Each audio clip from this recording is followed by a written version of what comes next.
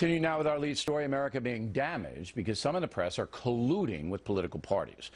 With us now, Joe Concha, TV columnist for Mediaite.com, and from Indianapolis, Jeff McCall, communications professor at DePaul University. Professor, we begin with you.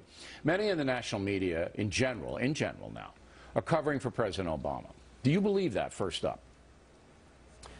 Well, in many ways, yes.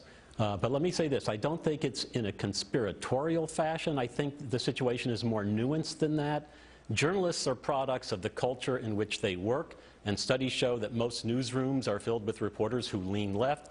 Also, we've got reporters who are coming from journalism schools, and many of those schools have ideological bents as well.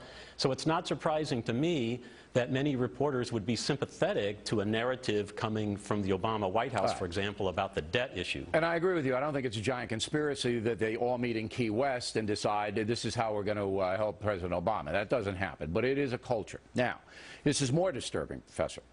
On March 6th, an email was sent out in Colorado by the Democratic Party. It was a fundraising email that smeared me as homophobic, anti-gay, because we confronted the Speaker of the House in Colorado, who is gay, and I described him in the lead to introduce him to the national audience as being openly gay, because that's who he is, and we said this is his priority, getting civil unions, legalizing marijuana.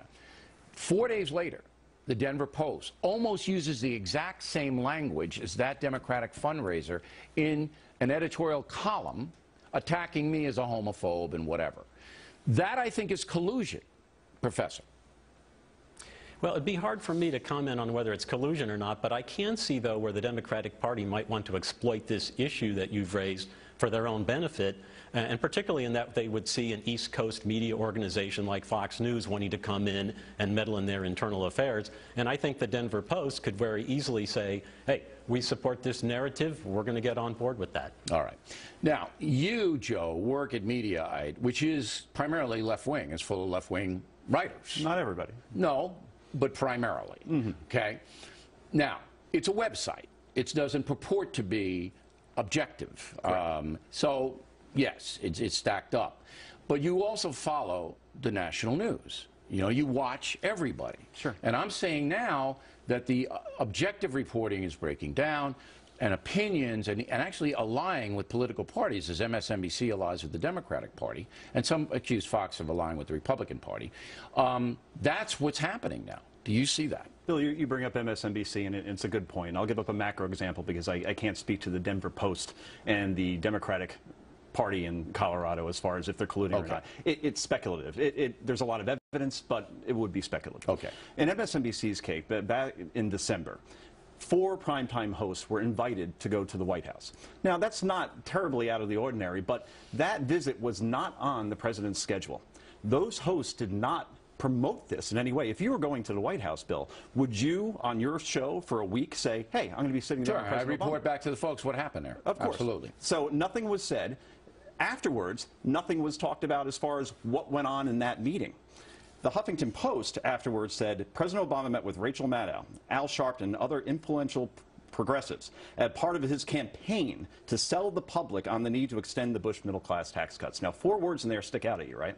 Campaign and sell the public. When I hear that, I don't hear journalism anymore. I hear Sham-Wow guy. I hear infomercial. Okay. Now, Professor, that's a fact, what Joe just put out. That shows that there, are powerful national media advancing the cause of one political party. And I think the founding fathers would be stunned that that's happening. I think the founding fathers would be disappointed because they wanted an independent press to be a watchdog of the powers that be. Now, it has happened many times over the years where the White House has invited reporters sympathetic to them to come in and visit or talk. And, of course, the White House calls on sympathetic reporters at press conferences and whatnot.